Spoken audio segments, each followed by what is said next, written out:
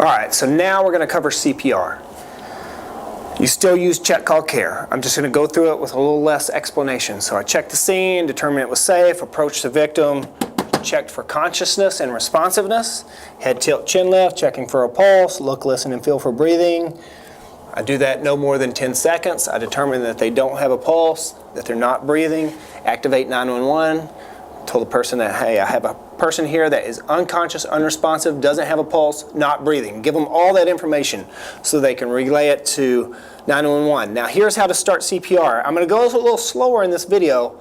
You would speed things up because, again, time is essential. We're just buying this person time.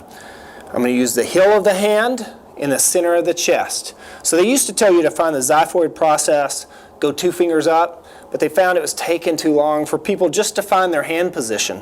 So heel of the hand, center of the chest. There's a couple different ways you can do your grip. You can interlace the fingers and roll them back and use the heel of the hand. You can grip here if you have wrist problems. If you can't bend your wrist like that, you can use just the fist. So there's a couple different ways you can modify it.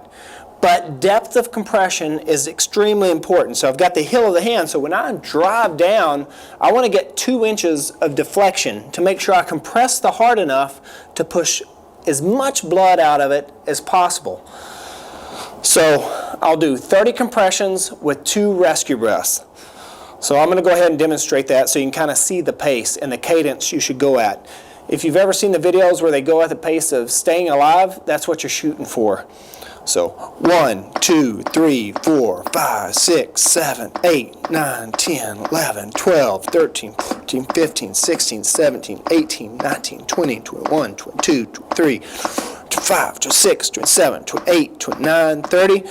And then pinch the nose, open the mouth. I'm just going to pretend to give 2 rescue breaths. Breath and breath. I would make a seal with my mouth around theirs so that no air leaks out. And I'm pinching the nose so that that air has to go into the lungs. When I do my compressions, you know I'm doing about 30 compressions in about 18 seconds. That's what I'm shooting for. I don't want to go too fast. I don't want to go too slow. I want to go just at the right pace. And so research has shown 30 compressions in about 18 seconds. That's about the pace.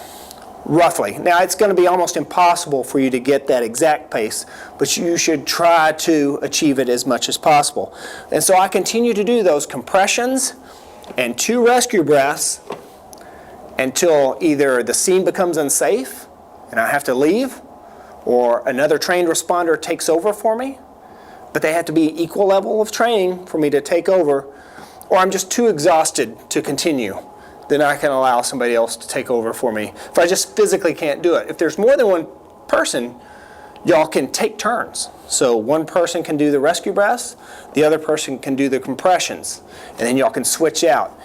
Now notice when I do my compressions, I'm getting my body weight up over the victim. So I'm not doing a bunch of push-ups. You'll get fatigued if you do that. Get up over the victim so that you're driving down with your body weight and your arms are locked out. You don't want to keep them bent.